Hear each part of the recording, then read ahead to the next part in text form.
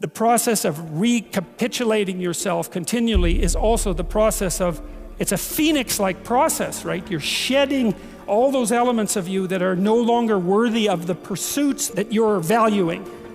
And then I would say, the idea here is that as you do that, you shape yourself ever more precisely into something that can withstand the tragedy of life and that can act as a beacon to the world. That's the right way of thinking about it. Maybe first to your friends and then to your family.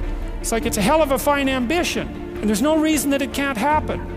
You start formulating an ideal, you formulate a judge, it's pretty easy to feel intimidated in the face of your own ideal. That's what happens to Cain versus Abel, for example. Then it's really easy to destroy the ideal instead of to try to pursue it, because then you get rid of the judge. Just got a 17-hour flight. And I'm sitting there thinking, take a day off. No one will know.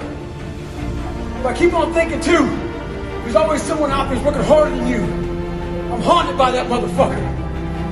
Knowing that someone out there is willing to forgo personal desires and comforts, forgo sleep, forgo whatever it takes to be better, to be the best. In life, a lot of times, a lot of us have that person out there.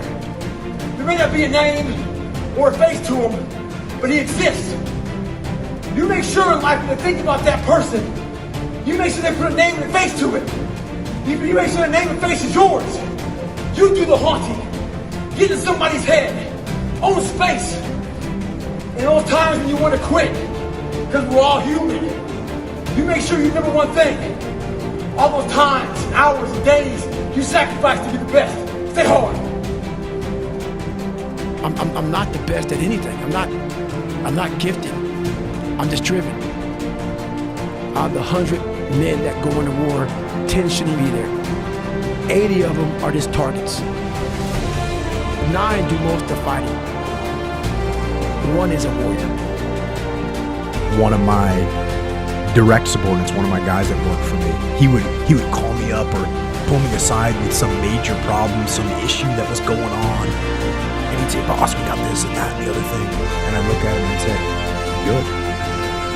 And finally one day he was telling me about some issue that he was having, some problem, and he said, I already know what you're going to say. And I said, well, what am I going to say? He said, you're going to say good. He said, that's what you always say. When something is wrong and going bad, you always just look at me and say good. Things are going bad. There's going to be some good that's going to come from it. Didn't get the new high-speed gear we wanted? Good. Didn't get promoted? Good. More time to get better. Oh, mission got canceled? Good. We can focus on another one. Didn't get funded.